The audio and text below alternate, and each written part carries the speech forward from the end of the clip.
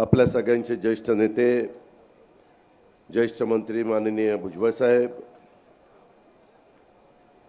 विधिमंडळातील माझे सहकारी उपसभापती उपाध्यक्ष नरहरी झिरवाळ, माणिकराव कोकाटे, हिरामण खोसकर, दिलीप बनकर, सरोजताई आहिरे, शिवराम झोले, समीर भुजबळ, पंकज भुजबळ, जयवंत जाधव, देवीदास पिंगळे, विष्णुपंत म्हैसदुणे, रवींद्र सकपाळ, विश्वास नांगरे, अभिजित मोरे, अर्जुनराव टिळे, त्याचबरोबर इथं आवर्जून उपस्थित असणारे संपतनाना सकाळे, जनार्दन माळीमामा, संदीप गुळवेजी, उदयकुमार आहिरे, पुरुषोत्तम लोगावकर, बहुरजी मुलाने, प्रेरणा बलकवडे, शांताराम बागुल, गोरखभाऊ बोडके, उदय जाधव, विलास धुरजड, विनायक माळेकर, बाळासाहेब झोले, जयराम धांडे, सुरेश गंगापुत्र, प्रशांत कडू, ज्ञानेश्वर कडू, जगन कदम, फिरोज पठाण, दशरथ बागडे, दिलीप चौधरी, तुकाराम सहाणे, रमेश जाधव, सुदाम भोर, अरुण गायकर, शिवाजी सिरसाट, माझ्या उपस्थित असणाऱ्या मायमाऊली, अनेक गावचे, दोन्ही तालुक्यातले आजी माजी सरपंच, उपसरपंच, ग्रामपंचायतीचे सर्व सदस्य, विकास सोसायटीचे सर्व चेअरमन, तिथले सर्व सदस्य, महायुतीचे सर्व पदाधिकारी, राष्ट्रवादी काँग्रेस पक्ष, भाजप, शिवसेना, तसंच पत्रकार मित्र, बंधू भगिनींनो, माझ्या तरुण मित्रांनो, सुरुवातीलाच बराच उशीर झाला, त्याबद्दल मी दिलगिरी व्यक्त करतो, कारण आज ही सभा घेऊन मला पारनेरला सभाला जायचं आहे आणि पारनेरला खरं तर दुपारी 2:30ला माझी सभा होती. त्र्यंबकेश्वरच्या या ऐतिहासिक, सांस्कृतिक आणि पवित्र अशा झुंजार भूमीत आपण सगळेजण, माझे शेतकरी, माझे कष्टकरी, माझ्या मायमाऊली, माझे असंख्य सहकारी मोठ्या संख्येने उपस्थित राहिला. काल पाऊस होता, इथं जरा चिखल होता, अडचण होती, तरी देखील हिरामण खोसकरांच्या प्रेमापोटी आणि आज शेतकरी मेळाव्याच्या निमित्तानं, हा पक्षप्रवेशाच्या निमित्तानं आपण सगळेजण इथं मोठ्या संख्येने उपस्थित राहिला, त्याबद्दल सर्व चाहत्यांचं, कार्यकर्त्यांचं मी मनापासून सुरुवातीला स्वागत करतो. आपल्या सर्वांचं आराध्य दैवत छत्रपती शिवाजी महाराज, छत्रपती शाहू महाराज, क्रांतीसूर्य महात्मा ज्योतिराव फुले, भारतरत्न महामानव डॉक्टर बाबासाहेब आंबेडकर, क्रांतीज्योती सावित्रीबाई फुले, राजमाता अहिल्यादेवी होळकर, भगवान बिरसा मुंडा, अंध क्रांतिकारक राघोजी भांगरे, बाल क्रांतिकारक हुतात्मा शिरीष कुमार, रमाई माता, अनेक मान्यवरांची नावं घेता येईल, त्यांच्या स्मृतीला मी सुरुवातीलाच वंदन करतो. 12 ज्योतिर्लिंगापैकी एक असणाऱ्या त्र्यंबकेश्वरच्या चरणी मी नतमस्तक देखील होतो. आज इथे येत असताना काही दिवसापूर्वी मी हिरामण खोसकर, संपतनाना सकाळे, जनार्दन मामा माळी, आमचे संदीपराव गुळवे, उदयजी जाधव, विनायक माळेकर, जयराम धांडे, प्रशांत कडू, पांडुमामा कडू, ज्ञानेश्वर कडू, जगन कदम, फिरोज पठाण, दशरथ बागरे, दिलीप चौधरी, तुकाराम सहाणे, रमेश जाधव, सुदाम भोर, संपत वाजे, अरुण गायकर, शिवाजी सिरसाट, तसंच मनोहर मेठे, दिलीप मुकाणे, अशा अनेक मान्यवरांनी राष्ट्रवादी काँग्रेस पक्षामध्ये, मी जिथं मुंबईमध्ये राहतो देवगिरी बंगल्यावर, तिथं 2-3 दिवसापूर्वी रात्री पक्षप्रवेशाचा कार्यक्रम झाला आणि त्याच वेळेस नानांनी, मामांनी, संदीपजींनी, सगळ्यांनी मला सांगितलं की तुम्ही आम्हाला 19 तारीख द्या, तुम्ही भुजबळ साहेब, नरहरी झिरवाळ या आणि तिथं इतरांचाही पक्षप्रवेशाचा कार्यक्रम घ्यायचा आहे. खरं तर आत्ता माझं 15वं भाषण आहे. मगापर्यंत 14 भाषणं झाली. माझं भाषण झाल्यानंतर राहिलेल्यांचाही पक्षप्रवेश घेतला जाणार आहे. मी आपल्या सर्वांच्या साक्षीने सांगतो, आम्ही सगळेजण शिवशाहू फुले आंबेडकरांच्या विचारधारेचे आहोत. सर्व धर्म समभाव ही आमची भूमिका आहे. वेळोवेळी भुजबळ साहेबांनी, आम्ही सगळ्यांनीच ती त्या ठिकाणी वेळ जेव्हा येते त्यावेळेस बोलून दाखवलेली आहे, ती कृती करून दाखवलेली आहे. त्या विचारधारेने आम्ही पुढे गेलेलो आहे. त्याच्यामुळं आम्ही जातीचा, पातीचा, नात्याचा, गोत्याचा विचार करत नाही. सर्व धर्म समभाव, सगळ्याच समाजात, सगळ्याच जातीत, सगळ्याच पंथात एकमेकाच्या बद्दल आदराची भावना सांगितलेली आहे, एकमेकाचा सन्मान करण्याची भावना सांगितलेली आहे. ही आपली मराठी संस्कृती आहे, हा आपला मराठी बाणा आहे. पहिले मुख्यमंत्री यशवंतराव चव्हाण साहेबांची ती शिकवण आज देखील महाराष्ट्राच्या कानाकोपऱ्यामध्ये प्रत्येकाच्या पर्यंत ती रुजली गेलेली, मुरली गेलेली आहे. कधी काही चुकीचे लोक बोलतात, काही वाचाळवीर कधी कधी असं काहीतरी वक्तव्य करून जातात की ते आपल्या शिवशाहू फुले आंबेडकरांच्या महाराष्ट्राला न पटणारं असतं. परंतु आताची पाची बोटं सारखी नसतात. आम्ही त्याचा ताबडतोब निषेध करतो. अशा गोष्टीला आम्ही विरोध करत असतो. आज देखील इथं येत असताना हिरामण खोसकरांच्या बद्दल बऱ्याच जणांनी सांगितलं. सुरुवात भाऊजींनी केली आणि त्याच्यानंतर अनेकांनी, संपत नाना असतील, आमचे माळीमामा असतील, त्याच्यामध्ये शिवराम झोले असतील किंवा विष्णुपंत मैसदुणे असतील, आमचे शांताराम बागुल असतील, गोरखभाऊ बोडके असतील, उदय जाधव असतील, सुरेश गंगापुत्र असतील, फिरोज पठाण असतील, अनेकांनी त्यांच्याबद्दल काही ना काही आठवणी नरहरी झिरवाळ सहित सगळ्यांनी इथं सांगण्याचा प्रयत्न केला. मला त्याच्याबद्दल एवढंच सांगायचं आहे, भुजबळ साहेब आम्हाला सिनियर आहेत. माझी ही 7वी टर्म होती. 90-91ला मी राजकारणात आलो आणि मी अनेकांना, शिवरामभाऊ झोलेंचं काम मी जवळनं बघितलेलं आहे, अनेकांचं खासदार म्हणून देवीदास पिंगळ्यांचं काम बघितलं, इतरांचं काम बघितलेलं आहे. पण हिरामण खोसकर ज्यावेळेस निवडून आले त्यामध्ये त्यांनी खऱ्या अर्थाने, मी माझ्या इगतपुरी आणि त्र्यंबकेश्वरचं प्रतिनिधित्व करतोय, माझ्या आदिवासी बिगर आदिवासी भागाचं प्रतिनिधित्व करतोय. मला जनतेने माझ्या भागातले प्रश्न सोडवण्याच्या करता निवडून दिलेलं आहे. इगतपुरीचे लोकप्रिय आमदार म्हणून त्यांनी राष्ट्रवादी काँग्रेस पक्षामध्ये जो प्रवेश करण्याचा निर्णय घेतला त्याबद्दल मी त्यांचं, नानांचं, मामांचं, संदीपजींचं, असंख्य कार्यकर्त्यांचं मी मगाशी नावं घेतली, त्या सगळ्यांचं मी मनापासून स्वागत करतो. आणि मी आपल्या सर्वांच्या साक्षीनं सांगतो, मी त्यांच्यावर, भुजबळ साहेब असतील, मी असेल, नरहरी झिरवाळ असेल, बाकीचे माझे सगळे जीवाभावाचे सहकारी असतील, कधी आगीतून उठलोय फुफुटात पडलोय अशा प्रकारची वेळ आम्ही तुमच्यावर येऊ देणार नाही. हा माझा शब्द आहे. मी शब्दाचा पक्का आहे, महाराष्ट्राला देखील माहिती आहे. त्याच्यामध्ये आमदार खोसकर साहेबांनी विकासाच्या योग्य मार्गावरती आता आलेले आहेत. महाराष्ट्राच्या विकासाबरोबरच माझ्या इगतपुरीचा, माझ्या त्या ठिकाणी त्र्यंबकेश्वरचा सर्वांगीण विकास व्हावा ही त्यांनी आणि त्यांच्या सहकाऱ्यांनी भूमिका घेतलेली आहे. आम्ही पण एकेकाळी काँग्रेसमधूनच पुढे आलो. मी काँग्रेसचा खासदार होतो, काँग्रेसचा 2 वेळेला आमदार होतो. परंतु काही राजकीय समीकरणं बदलली. आम्ही काही कुठनं वेगळे नाही. शेवटी त्याच्यातनं 2 भावंड बाजूला पडली, अशा पद्धतीनं तो पक्ष बाजूला झाला. पण त्याला काही कारणं होती, मी त्या खोलात जात नाही. तो 99चा काळ होता, हे पण आपल्याला माहिती आहे. मी सर्व इगतपुरीच्या आणि माझ्या त्र्यंबकेश्वरच्या साक्षीनं आज सांगू इच्छितो की हिरामण खोसकर आणि त्यांच्याबरोबर आलेल्या अनेक मान्यवरांना राष्ट्रवादी काँग्रेस पार्टी निश्चितपणे ताकद देणार आहे, त्यांच्या विकासामध्ये मदत करणार आहे. हा शब्द देखील मी आपल्या सर्वांच्या साक्षीनं देतो. आमदार हिरामण खोसकर हे विधिमंडळातले माझे सहकारी, इगतपुरी आपल्या त्र्यंबकेश्वर मतदारसंघाच्या विकासासाठी तळमळीनं काम करणारं नेतृत्व, ज्याचा उल्लेख नरहरीनं पण आपल्या भाषणामध्ये केला. एक आदर्श लोकप्रतिनिधी म्हणून आपल्या खोसकरांची राज्यामध्ये ओळख आहे. परंतु काँग्रेसवाल्यांनी अनेकदा त्यांना बदनाम करण्याचा प्रयत्न केला. माझे त्यांचे जवळचे संबंध, माझे आमच्या नरहरीचे त्यांचे जवळचे संबंध, भुजबळ साहेबांचे जवळचे संबंध, कामाच्या करता ते जवळचे संबंध आमचे राहायचे.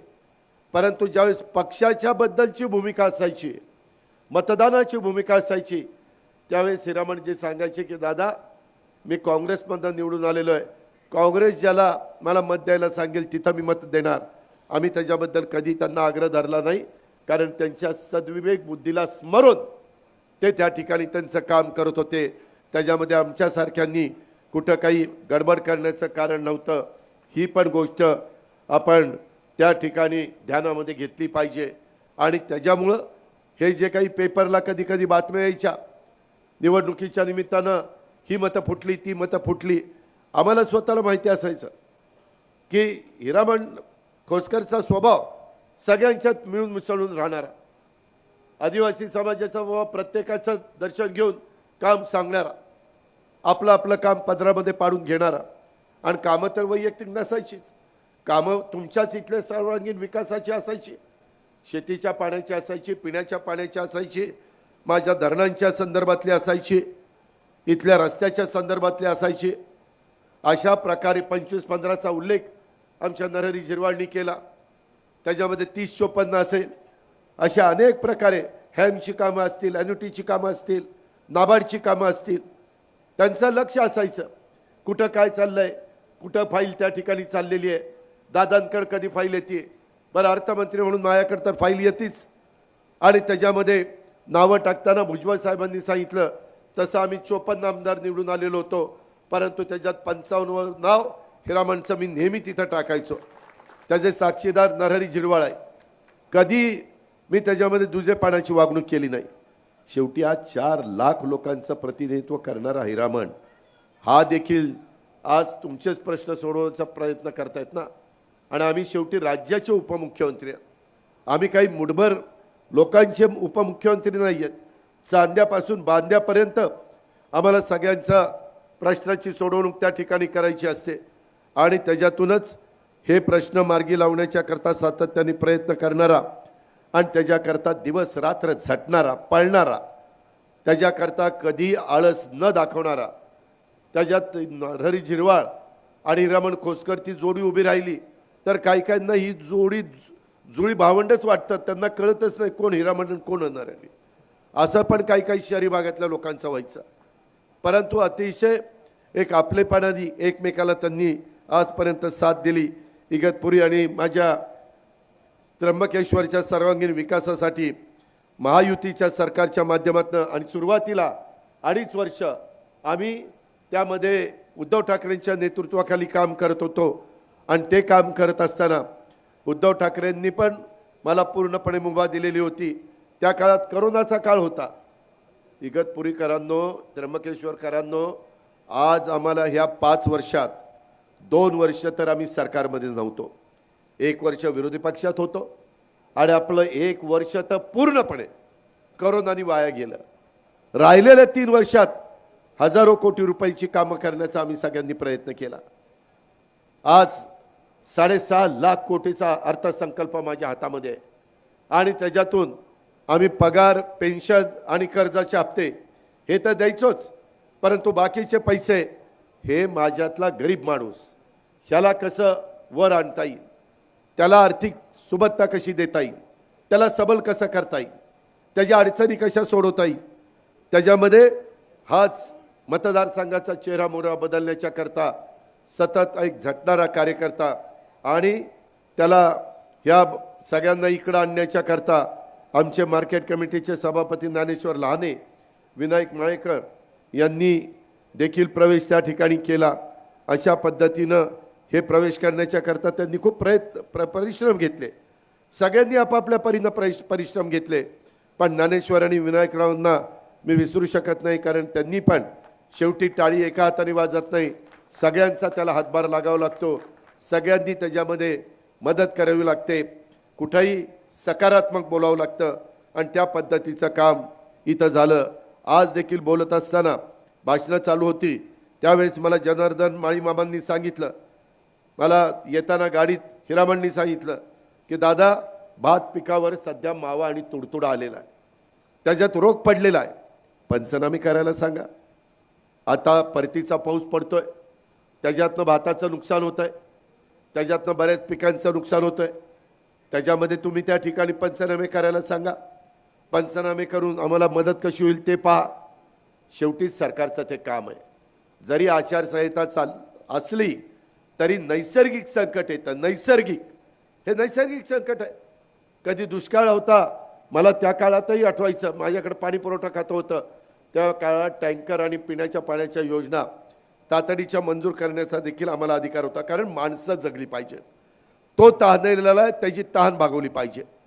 त्या प्रकारे माझा कष्टकरी शेतकरी हा रानात राबत असताना ह्या पावसाने ह्या मावा आणि तुडतुड्याचा सारखा रोग त्या पडलेला आहे. त्याचे पंचनामे केले गेले पाहिजेत. त्याच्या संदर्भामध्ये ज्यांना वरिष्ठांना सांगायचं ते काम केलं जाईल, त्याबद्दल काळजी करू नका. पीक विम्याचे पैसे पण लोकांना मिळायला लागलेले आहेत. आम्ही तुमचा 1 रुपयामध्ये विमा उतरायला सुरुवात केलेली आहे. माझ्या बळीराजाच्या करता जे जे काही करता येणं शक्य असेल ते एकनाथराव शिंदे, देवेंद्र फडणवीस, अजित पवार, छगन भुजबळ आम्ही सगळ्यांनी त्याच्यामध्ये मिळून ही कामं करण्याचा प्रयत्न त्या ठिकाणी केला. आज माझ्या शेतकऱ्याच्या करता बऱ्याचदा काही अडचणी लोकसभेला आम्ही बघितल्या, त्याची किंमत आम्ही मोजली. माझा नाशिक जिल्हा कांदा उत्पादक जिल्हा, आम्ही मोदी साहेबांना अमित भाई शहांना भेटलो आणि त्यांना सांगितलं ही निर्यात बंदी उठवा. शेतकरी मेटाकुटीला आलाय, त्याला परवडणार राव, ते कसा जागायचा, कसा प्रपंच चालवायचा. त्यांनी सांगितलं ठीक आहे निर्यात बंदी उठवतो. आज आपल्या कांद्याला भाव चांगला आहे, निर्यात बंदी उठलेली आहे. आज टोमॅटोला भाव चांगला आहे. पीक आहे, पावसामुळे नुकसान होतं आहे, त्याच्यातनं कशी मदत करायची NDRF SDRFच्या पद्धतीनं ती मदत केली जाईल. मध्ये देखील केंद्र सरकार आपल्या विचाराचं असल्यामुळं देशात अनेक राज्यामध्ये हे पाऊस अवकाळी पडले किंवा परतीचे पडले, तरी देखील सगळ्यात जास्त निधी आपल्या महाराष्ट्राला मिळाला. मी तुम्हाला इगतपुरीकरांनो, त्र्यंबकेश्वरकरांनो सांगेन, उद्याच्या निवडणुकीच्या निमित्तानं मला वाटतं 22 का 23 तारखेला फॉर्म भरायचे, 22-23 पासून फॉर्म भरायचे, 29 पर्यंत आहे. अनेक मतदारसंघात अनेक लोक उभे राहणार. महायुतीचे राहतील, महाविकास आघाडीचे राहतील, तिसरी आघाडी आहे त्यांचे राहतील, अजून कोण मनसे आहेत त्यांचे राहतील, अजून कोण हौसे नवसे गवसे सगळे उभे राहतील. लोकशाही आहे, प्रत्येकाला उभं राहण्याचा अधिकार आहे आणि ते घटनेचे प्रकार डॉक्टर बाबासाहेब आंबेडकरांनी संविधानाच्या माध्यमातून दिलेला आहे. परंतु हे करत असताना आपल्याला उपयोग कुणाचा होणार आहे. जसं मागच्या वेळेस तुम्ही विचारपूर्वक हिरामणच्या बटन त्या ठिकाणी त्याचं पंजाचं दाबण्याचं काम केलं आणि त्याला निवडून दिलं. त्याने 5 वर्षे इमानीद्वारे तुमची सेवा केली. आताच्या काळामध्ये महायुतीचे जे काही चिन्ह आहेत ते इथं घड्याळ असेल, काही ठिकाणी कमळ असेल, काही ठिकाणी धनुष्यबाण असेल, ते आम्ही तिथे येऊन सभेच्या निमित्तानं सांगू. आमच्या उमेदवारांनी फॉर्म भरल्यानंतर सभा सुरू होतील, अनेक जण येतील, आरोप प्रत्यारोप होतील. आत्ताच काहींनी मला सांगितलं की सरोजला कुठल्या पत्रकाराचा फोन आला, म्हणले लाडकी बहीण योजना इतकी पॉप्युलर झाली, आत्ता देखील मी 12 ज्योतिर्लिंगापैकी एक असणाऱ्या त्र्यंबकेश्वरच्या चरणी नतमस्तक व्हायला मी, भुजबळ साहेब आणि बाकी आम्ही सगळे गेलो. तिथं माझ्या बारामतीचे लोक अख्ख्या महाराष्ट्रातनं माऊली आल्यात. दादा आम्ही पुण्याहून आलोय, दादा आम्ही कोल्हापूरहून आलोय, बारामतीतून आलोय, दादा आम्ही जळगाववरून आलोय. दादा पैसे मिळाले बरं का, पैसे अकाउंटला आले. बहिणी चेहऱ्यावर आनंद घेऊन सांगत होत्या. आम्हाला मनाला समाधान वाटत होतं. अरे रक्षाबंधनाच्या निमित्तानं ज्या बहिणींनी आमच्यावर भरभरून प्रेम केलं, एवढ्या राखी बांधल्या, 2-2 हात राख्यांनी भरायचे. आम्ही स्वतःला भाग्यवान भाऊ समजतो. अरे कुणाला एवढं प्रेम मिळायला लागले, ते माझ्या महाराष्ट्रातल्या मायमाऊलींनी दिलं. आणि आम्हालाही कळत होतं ती खुरपणीला जाणारी माझी महिला, ती धुणभांडी करणारी, झाडू पोतना करणारी, कचरा गोळा करणारी, काचा गोळा करणारी, कष्ट करणारी, रात्रंदिवस राबणारी, तिचा विचारच कधी झाला नाही. तिचं पण काहीतरी मन आहे का नाही? तिला वाटतं ना त्र्यंबकेश्वरच्या बाजारामध्ये जाऊन काहीतरी घ्यावं, इगतपुरीला जाऊन काहीतरी माझ्याकरता घ्यावं का? प्रत्येक वेळेस नवऱ्याकरता, प्रत्येक वेळेस मुलाबाळाकरता तिच्या मनात आलं तर तिनं मात्र त्याला मुरड घालायची. असं कसं चालेल?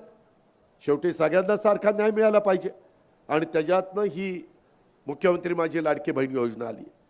पहिल्यांदा सांगितलं तर ही बंद होणार. अरे कशाला तुम्ही, काय बंद का होणार? काही जण का आम्ही तुमचे सख्खे भाऊ आहोत, सख्खे भाऊ कधी योजना बंद करणार नाही. ती सावत्र भाऊ आली ना ती योजना, मग सावत्र भावाला आणायचं का सख्या भावाला आणायचं त्याचं बटन कोणाचं दाबायचं तुम्ही ठरवा. मी आज तुम्हाला सांगतो, ऑक्टोबर नोव्हेंबरचे तर पैसे दिलेच.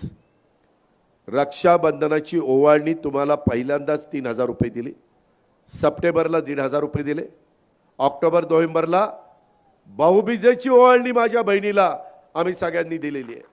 हे तुमचे पैसे आहेत, हे परत घेण्याकरता नाही. काही काहींनी माझ्या मायमाऊलींनी डोकं चालवलं, काही मायमाऊलींनी त्याचा 3,000 रुपये मिळाल्यानंतर त्याचा कच्चा माल काही आणला आणि त्याच्यातनं काही पक्का माल तयार केला आणि 20,000 रुपये 15,000 रुपये केले. अहो माझी बहीण माझी मायमाऊली कष्ट करणारी आहे आणि तिला एक आधार मिळालेला आहे. परंतु हे विरोधक म्हणतात आम्ही आल्यावर योजना बंद करू. काय तुमच्या घरची आहे योजना बंद करायला? तुमच्या का पोटात दुखतंय? तुमचं सरकार असताना तुम्ही कधी केली नाही, आम्ही केली तर तुम्हाला दुखायला लागलं.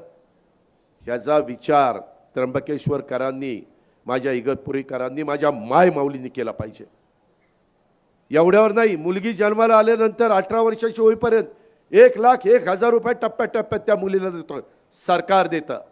का तर त्या मुलीचं शिक्षण नीट झालं पाहिजे, तिचं पालन पोषण नीट झालं पाहिजे. आज मुलगी जर त्या ठिकाणी शिकली तर अख्खं ती कुणाच्या तरी घराची लक्ष्मी असती, त्या घराला ती पुढे आणते. हे आपल्याला राजमाता जिजाऊ सावित्रीबाई फुले, रमाई माता, पुण्यश्लोक अहिल्यादेवी होळकर यांनी शिकवलेलं आहे. हा इतिहास आहे. एवढ्यावरच आम्ही थांबलो नाही. ह्याच्यातून त्या संदर्भामध्ये आत्ता मला काहींनी सांगितलं की दादा प्रत्येक वेळेस असं जरा होतं. कुंभमेळा आता आलेला आहे. कुंभमेळा 1.5-2 वर्षांनी त्या ठिकाणी येणार, पण अजून कामं गतीनं सुरू नाही. त्याच्यात लक्ष घाला. जरूर भुजबळ साहेब, मी, हिरामणजी, नरहरी, आम्ही सगळेजण त्याच्यात लक्ष घालू.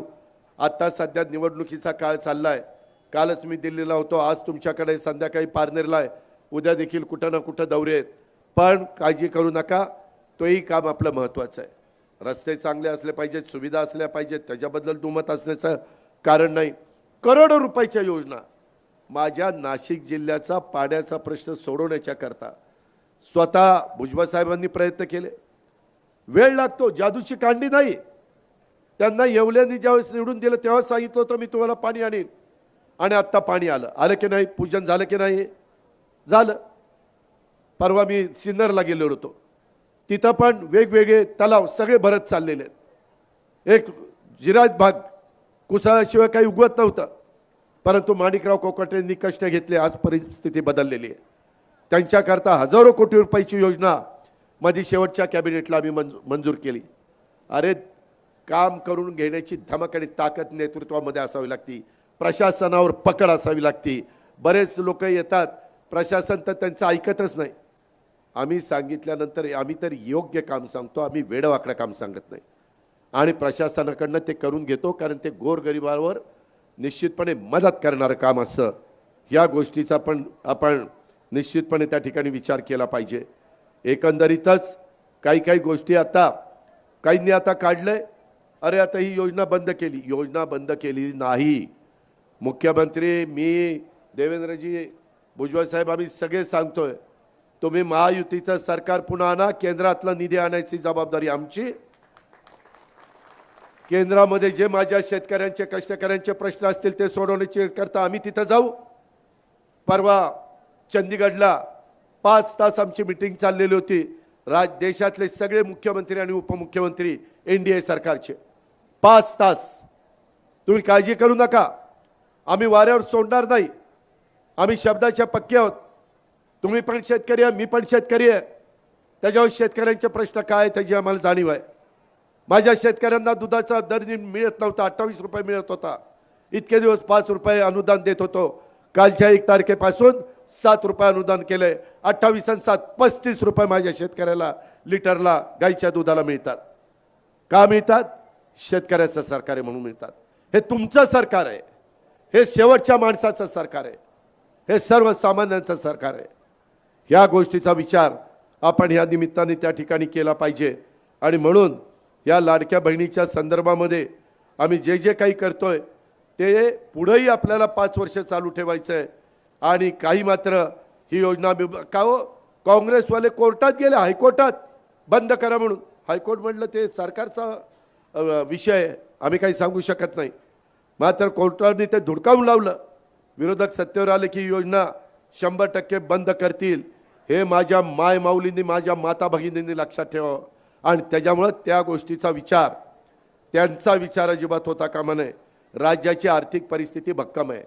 मी काही पहिल्या वर्षीच अर्थमंत्री झालो नाही. मी 10व्यांदा अर्थसंकल्प तुमचा सादर केलाय. अनेकदा यांनी मला अर्थमंत्रालय दिलंय. त्याच्यामुळे मला 10 वर्षाचा अनुभव आहे.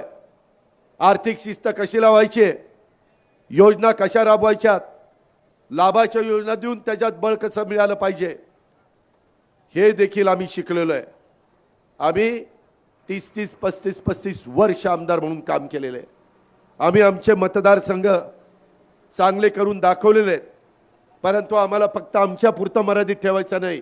उभा महाराष्ट्रामध्ये हा विकास झाला पाहिजे, कायापालट झाला पाहिजे. आणि म्हणून माणसानं माणसं जोडण्याचं काम आम्ही सगळेजण ह्या निमित्तानं करतोय. विरोधकांनी मेहरबानी करा, तुमच्या माझ्या शिवशाहू फुले आंबेडकरांच्या महाराष्ट्राची बदनामी थांबा.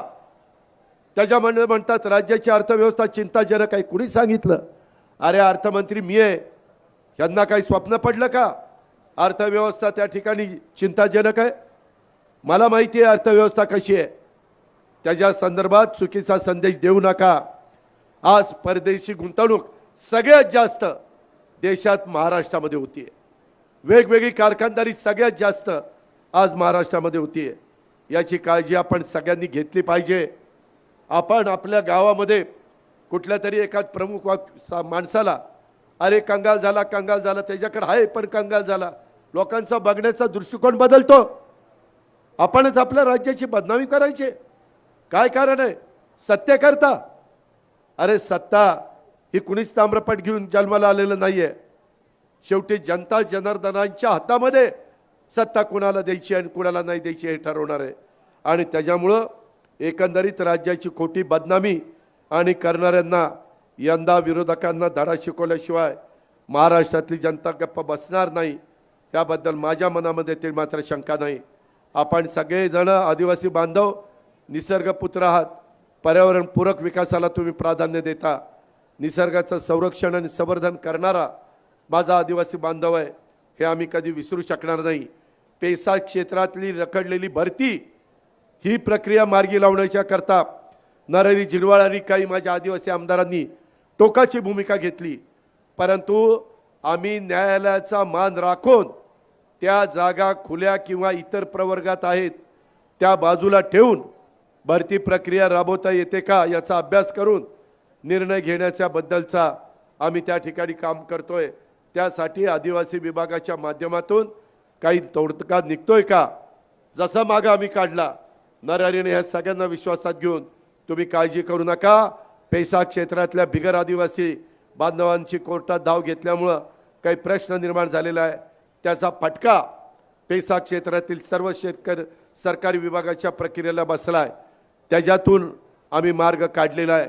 काही गोष्टी हायकोर्टात चाललेल्या असल्यामुळं न्याय प्रविष्ट असल्यामुळं मला इथं बोलता येत नाही, पण तुम्ही खोटं सांगणार नाही याकरता मुख्यमंत्री, दोन्ही उपमुख्यमंत्री, नरहरी झिरवाळ आणि आदिवासी आमच्या आमदारांचं शिष्टमंडळ होतं आणि त्याच्यातनं आम्ही मार्ग काढला आहे.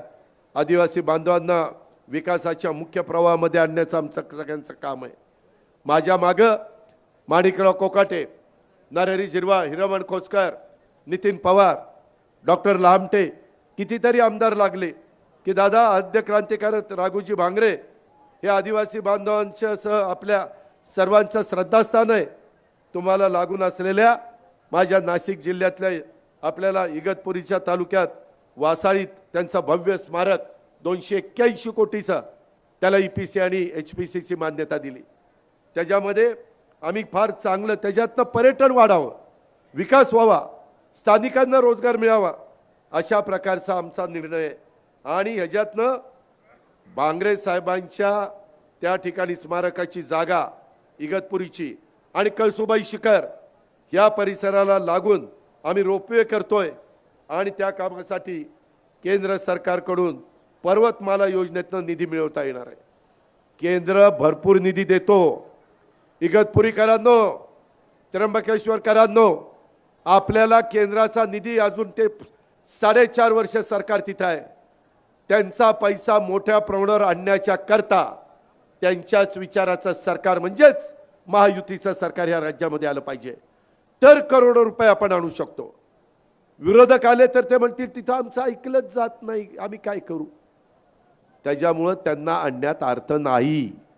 तुमचा फायदा कशात आहे ते बघा, तुमचं भवितव्य कशात आहे ते बघा, तुमचा सर्वांगीण विकास कशातून होणार आहे तो त्या ठिकाणी बघा.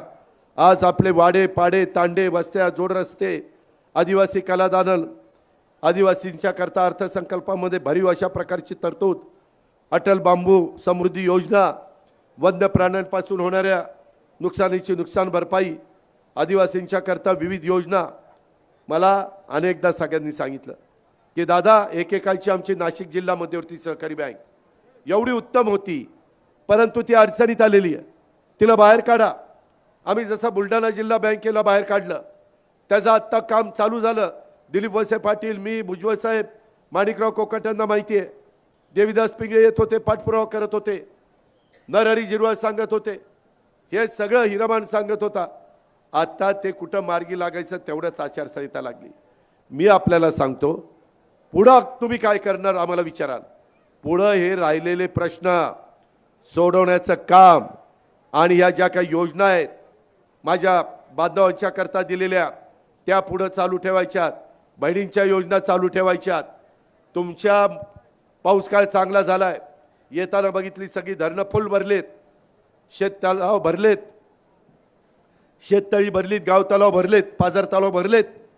आता 3 हॉर्सपावर 5 हॉर्सपावर 7.5 हॉर्सपावर ह्या मोटारला 0% लाईट बिल भरायचं नाही. मागचंही भरू नका आणि पुढचंही भरू नका. मधी लाईट इथं 4 तालुक्यामध्ये गडबड झाली होती. बाबळेश्वरचा जरा घोटाळा झाला होता, आम्ही तिथं मीटिंग घेतल्या, तो घोटाळा काढायला सांगितलाय. नाहीतर लोक इथले काय म्हणायला लागली नाशिकचे, अरे कशाचं फुकट बिल, झिरोचं बिल देतायत आणि लाईटच नाही. तसं होऊन देणार नाही. तुम्हाला दिवसा लाईट देणार आहे, हा निर्णय मी घेतलाय.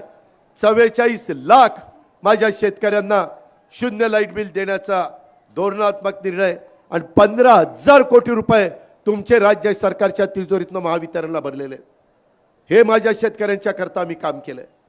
मागची इतकी सरकार आली गेली, परंतु कोणी ते निर्णय घेतलेला नव्हता. यावेळेस योजना देताना तरुण तरुणींच्या करता, कष्टकऱ्यांच्या करता, वारकऱ्यांच्या करता, मायमाऊलींच्या करता, बहिणींच्या करता सगळ्या समाजाला वेगवेगळ्या पद्धतीच्या योजना देण्याचं काम आम्ही त्या ठिकाणी केलंय. आणि त्याच्यातून वेगवेगळ्या पद्धतीनं माझ्या समाजाचं कसं भलं होईल, शिवशाहू फुले आंबेडकरांच्या विचारांची पुढं वाटचाल कशी चांगली राहील, याच पद्धतीचं काम आम्ही त्या ठिकाणी केलेलं आहे. नाशिक जिल्ह्याकरता पुन्हा आमच्या महायुतीचे आमदार निवडून द्या. कशा करता निवडून द्या? नाशिक जिल्हा बँकेला अडचणीत बाहेर काढण्याकरता निवडून द्या. समृद्धी महामार्गाचा नाशिक ते मुंबई कामाला गती देण्याच्या करता द्या. ईस्टर्न फ्रीवेचा प्रश्न मार्गी लावण्याच्या करता द्या. नाशिक शहर आणि परिसराला झोपडपट्टी मुक्त करण्याच्या करता द्या. नाशिक बाह्य रिंग रोडच्या विकासाच्या करता द्या. कुंभमेळ्याच्या विकास आराखड्याकरता द्या. गोदामाईच्या प्रदूषणाला विळख्यातून बाहेर काढण्याच्या करता, प्रदूषणाच्या विळख्यातून बाहेर काढण्याच्या करता द्या. नाशिकच्या विमानतळाचा बराचसा प्रश्न भुजबळ साहेबांनी सोडवलाय, अजून काही थोडंसं बाकी आहे, ते सोडवण्याच्या करता द्या. पायाभूत प्रकल्पाचा विकास करण्याच्या करता द्या. Nashik Pune high speed railway सुरू करण्याच्या करता द्या. आद्य क्रांतिकारक राघोजी भांगरे यांच्या स्मारक तातडीनं उभं करण्याच्या करता द्या. अशा खूप काही योजना आणि मधल्या काळामध्ये माझ्या नाशिकच्या शेतकऱ्यांच्या करता शेतीचा पाण्याचा प्रश्न मार्गी लावण्याच्या करता ज्या योजना आम्ही हातामध्ये घेतल्यात त्या मार्गी लावण्याच्या करता, केंद्राचा मोठ्या प्रमाणावर निधी आणण्याकरता, वर्ल्ड बँकेचा निधी आणण्याच्या करता, जपान गव्हर्नमेंटचा 0.5% व्याजाचा निधी आणण्याच्या करता, महायुतीला म्हणजेच हिरामन खोसकरला म्हणजेच त्याच्या घड्याळाच्या चित्राच्या शेजारचं बटन दाबण्याचं काम उद्याच्या निवडणुकीच्या निमित्तानं मला वाटतं 20 नोव्हेंबरला दिवाळी झाल्यानंतर मतदान आहे आपण करा. आम्ही पोलीस पाटलांचा प्रश्न सोडवला, कोतवालांचा प्रश्न सोडवला, आशा सेविकांचा, गटप्रवर्तकांचा, अंगणवाडी सेविकांचा, सरपंच उपसरपंच मानधन दुप्पट केलं, त्याच्यामध्ये ग्राम रोजगार सेवकाचा, होमगार्डचा अनेकांचे प्रश्न सोडवले. कारण ते प्रश्न सोडवण्याची धमक आणि ताकद ह्या महायुतीच्या सरकारमध्ये होती. त्या एकनाथ शिंदे, देवेंद्र फडणवीस, अजित पवार, भुजबळ साहेब ह्या सगळ्यांच्यामध्ये होती. आता आपल्याला अजून आपलं सगळ्यांचं भलं करून घ्यायचं आहे, म्हणून एक चांगला निर्णय आपण इथं घेतलेला आहे. त्या निर्णयाचं स्वागत. मी अल्पसंख्याक समाजाच्या करता देखील खूप चांगले चांगले निर्णय त्या बाबतीमध्ये घेतलेले आहेत. ही पण मी तुम्हाला अजून आवर्जून सांगेन. मौलाना आझाद अल्पसंख्याक आर्थिक विकास महामंडळाला 30 कोटी रुपये हमी होती शासनाची, 500 कोटी रुपये केली. मौलाना आझाद मंडळाचं भाग भांडवल कमी होतं, 1000 कोटी केलं. अल्पसंख्याक विद्यार्थ्यांच्या, माझ्या मुलांच्या मुलींच्या करता, उच्च शिक्षणाकरता शिष्यवृत्ती त्या ठिकाणी वाढवली परदेशात जायला. महिला आर्थिक विकास महामंडळाच्या माध्यमातून अल्पसंख्याकांच्या करता आपण मदत केली. अल्पसंख्याक बांधवांच्या करता मार्टी संस्था स्थापन केली. मदरशांच्या शिक्षकांच्या मानधनात वाढ केली. उर्दू शिक्षकांच्या भरतीला देखील मान्यता दिली. आम्ही जातीभेद केला नाही. आम्ही वेगवेगळ्या मध्ये दुही त्या ठिकाणी दरी निर्माण केली नाही. आम्ही सर्वांना बरोबर घेऊन चाललोय. तेच आमचं ध्येय आहे.